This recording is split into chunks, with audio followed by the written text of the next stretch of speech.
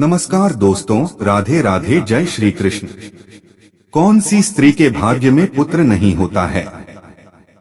एक बार माता लक्ष्मी क्षीर सागर में भगवान विष्णु के पैर दबा रही थी। तो पैर दबाते हुए माता लक्ष्मी ने भगवान विष्णु से कहा, हे प्रभु, आज मेरे मन में 3 प्रश्न उठ रहे हैं। यदि इन 3 प्रश्नों के उत्तर देकर आप मुझे संतुष्ट करेंगे तो मेरे मन को बहुत शांति मिलेगी। तब भगवान विष्णु कहते हैं, हे देवी, तुम्हारे जो भी प्रश्न है तुम निसंकोच होकर पूछो, मैं तुम्हारी शंका का निवारण अवश्य ही करूंगा। तब माता लक्ष्मी कहती है, हे प्रभु, वह कौन सी स्त्री होती है जिसके भाग्य में संतान सुख नहीं होता है। दूसरा प्रश्न है कि कौन सी स्त्री समय से पहले विधवा होती है, और मेरा तीसरा प्रश्न है कि कौन सा श्रृंगार करने से स्त्री को स्वर्ग में स्थान प्राप्त होता है। तब भगवान विष्णु कहते हैं, हे देवी, तुमने उचित ही प्रश्न किए हैं। तुम्हारे ये तीनों प्रश्न अत्यंत महत्वपूर्ण हैं। इन प्रश्नों का उत्तर संसार कल्याण के लिए है। जो भी मनुष्य इन्हें ध्यान से सुनता है उसे पृथ्वी लोक पर संपूर्ण सुख प्राप्त होते हैं और मृत्यु के बाद उसे मेरे लोक की प्राप्ति होती है। भगवान विष्णु देवी लक्ष्मी से कहते हैं, हे देवी, आज मैं तुम्हें एक अत्यंत पवित्र कथा सुनाता हूँ। इस कथा के माध्यम से तुम्हारे सभी प्रश्नों का उत्तर तुम्हें प्राप्त होगा, लेकिन तुम्हें इस कथा को ध्यान से पूरा सुना होगा। इस कथा को कभी आधा अधूरा नहीं सुनना चाहिए। इस कथा में समस्त संसार का कल्याण छिपा हुआ है।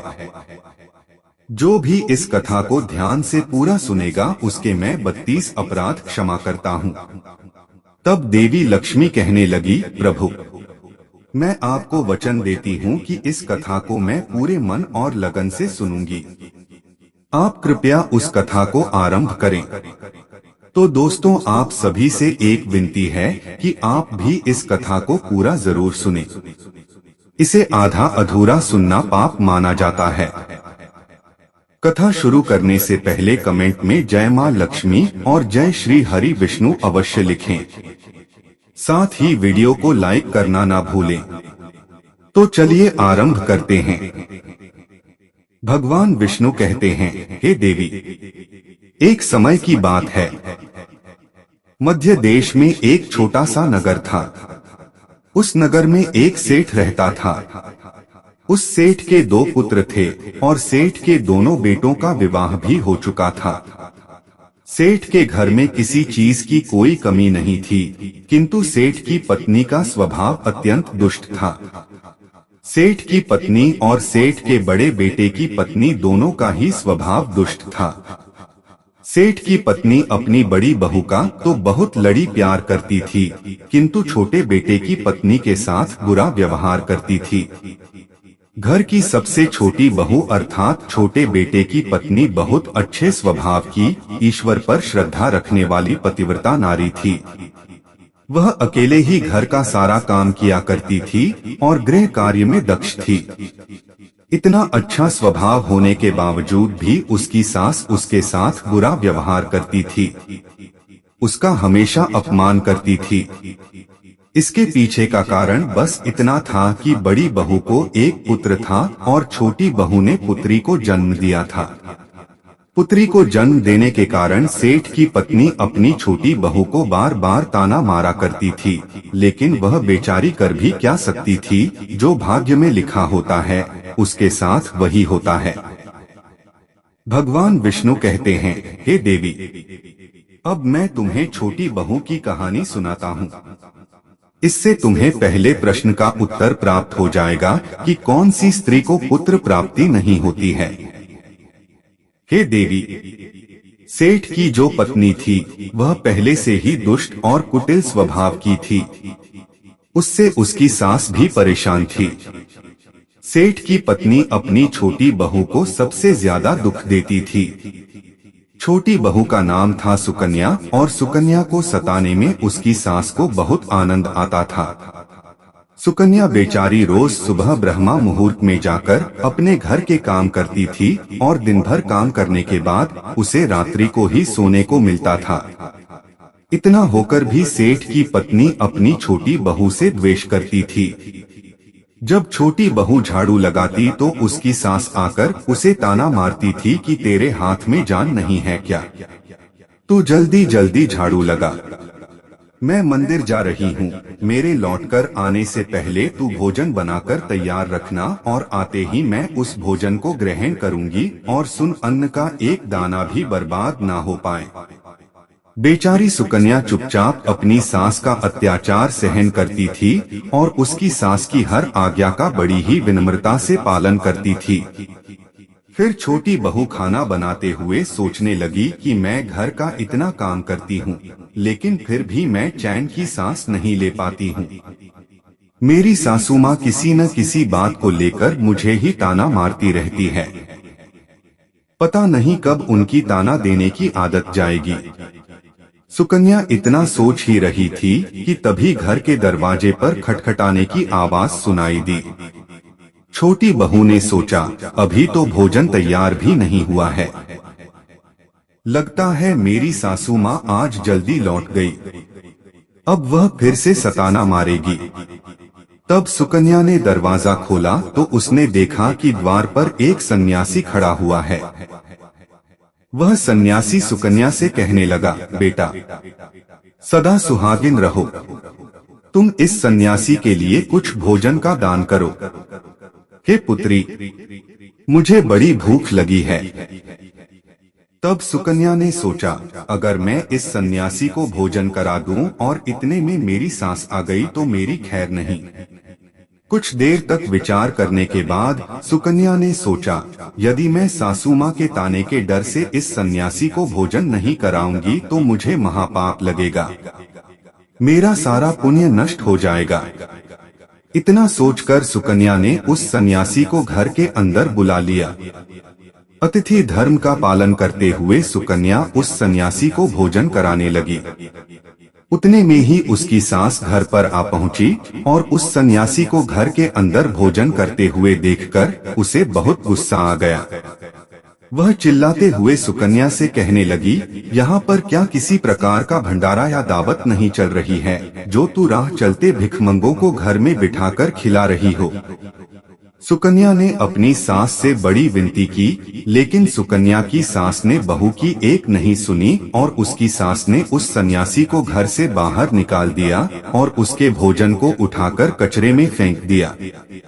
उसके बाद वह सास सुकन्या पर गुस्सा करने लगी, अरे दुष्ट औरत, मैंने तुझे कहा था कि अन्न का एक दाना भी बर्बाद नहीं होना चाहिए, लेकिन तूने क्या किया, उस भिखमंगे को इतना सारा भोजन दे दिया। सुकन्या डरते डरते बोली, सासू माँ, मैंने सन्यासी को अपने हिस्से का भोजन दिया है, इसमें आखिर इतना गुस्सा होने की क्या बात है। द्वार पर आए अतिथियों को कभी खाली हाथ नहीं भेजते हैं, ऐसा शास्त्र कहते हैं। फिर सुकन्या की सास ने उसे बहुत डांटा। दोनों के बीच कई देर तक बहस हुई और सुकन्या के दुष्ट सास ने गुस्से में आकर सुकन्या को धक्के मारकर घर से बाहर निकाल दिया और घर का दरवाजा बंद कर दिया। सुकन्या देर तक घर के मुख्य द्वार के सामने खड़ी रही और बाहर से अपनी सास को आवाज देने लगी। सुकन्या की सास ने एक नहीं सुनी और उसे घर के अंदर आने नहीं दिया। फिर सुकन्या दुखी और उदास होकर अपने मायके के लिए निकल गई। मायके जाने के रास्ते में बहुत बड़ा जंगल पड़ता था। सुकन्या भूखी प्यासी रहकर उस जंगल के रास्ते पर से चलने लगी। तभी उसी समय अचानक जोर जोर से बादल गरजने लगे और मूसलाधार बरसात होने लगी। बारिश से बचने के लिए सुकन्या एक वृक्ष के नीचे जाकर खड़ी हो गई। वहां पर सुकन्या ने देखा कि पेड़ के नीचे में कोटर बना हुआ है। फिर वह बिना देरी किए जल्दी से उस कोटर में घुस गई। कोटर में जाने के बाद सुकन्या ने देखा कि अंदर कोई साधु महात्मा बैठे हैं। वह सन्यासी कोई और नहीं बल्कि भगवान विष्णु ही साधु का रूप धारण करके बैठे हुए थे। जब उस साधु ने उस सुकन्या को देखा तो बोले, हे पुत्री, तुम इस घने जंगल में अकेले क्या कर रही हो? रोना बंद करो, मैं तुम्हारे बारे में सब कुछ जानता हूँ। तुम्हारे ससुराल वाले अत्यंत दुष्ट स्वभाव के हैं और वे तुम्हें बहुत दुख देते हैं। इसका कारण केवल बस इतना है कि तुम्हें पुत्र की प्राप्ति नहीं हुई है। पुत्री को जन्म देने के कारण तुम्हें तुम्हारी सास के ताने सुनने पड़ते हैं। हे पुत्री, तुम चिंता मत करो, मैं तुम्हें एक पर्ची देता हूँ। इस पर जो भी उपाय लिखा हुआ है, तुम उस उपाय को पूरे मन के साथ करो, फिर तुम्हें एक गुणवान पुत्र की प्राप्ति होगी। फिर सुकन्या ने वह पर्ची ली और वह साधु वहां से अचानक से गायब हो गए। ये चमत्कार देखकर सुकन्या बहुत प्रसन्न हुई और जब बारिश रुकी तो सुकन्या का पति उसे ढूंढते हुए उस स्थान पर पहुंच गया। सुकन्या ने अपने पति को सारी हकीकत बता दी और फिर दोनों ने ही घर वापस न जाकर उसी जंगल में रहने का निर्णय लिया। वहीं पर रहते हुए एक दिन सुकन्या के मन में पुत्र प्राप्ति का ख्याल आया और वह मन ही मन सोचने लगी कि यदि मेरा भी कोई पुत्र होता तो आज ससुराल में मुझे बहुत ज्यादा इज्जत मिलती।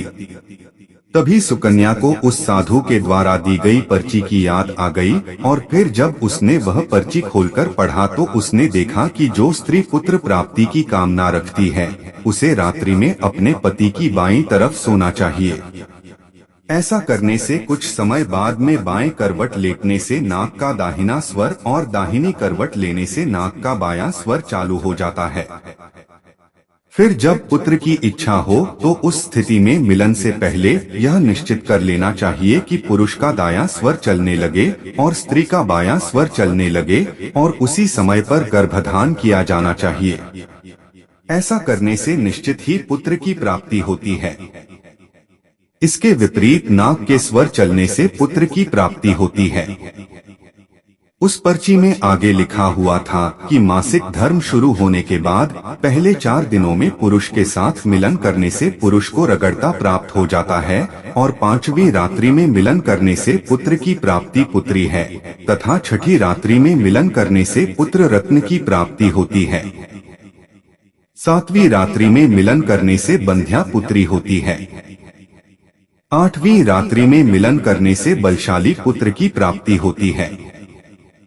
9वीं रात्रि में मिलन करने से सुंदर कन्या की प्राप्ति होती है तथा 10वीं रात्रि में मिलन करने से विद्वान और अतिश्रेष्ठ पुत्र की प्राप्ति होती है। 11वीं रात्रि में मिलन करने से सुंदर आचरण वाली कन्या प्राप्त होती है। 12वीं रात्रि में मिलन करने से गुणवान पुत्र होता है।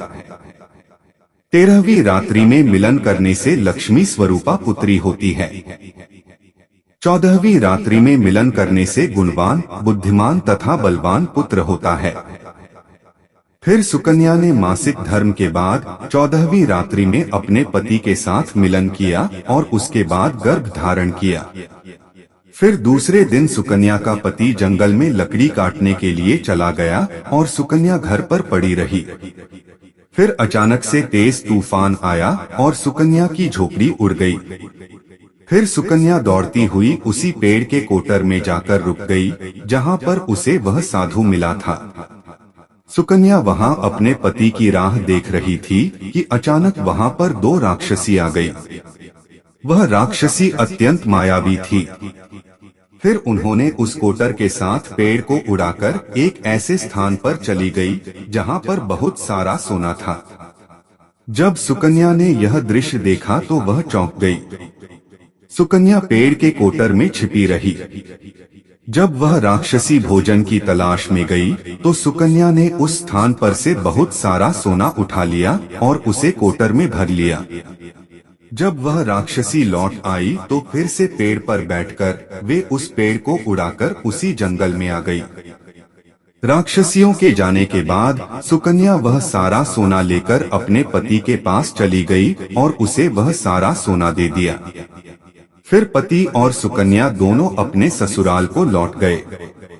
वहां जाकर उसने अपनी सास को वह सोना दे दिया और सारी हकीकत बता दी, जिसे सुनकर उसकी सास को बहुत गुस्सा आया और बोलने लगी, अरे मूर्ख औरत, तू बस इतना ही सोना लेकर आ गई। इतने सोने से क्या होगा?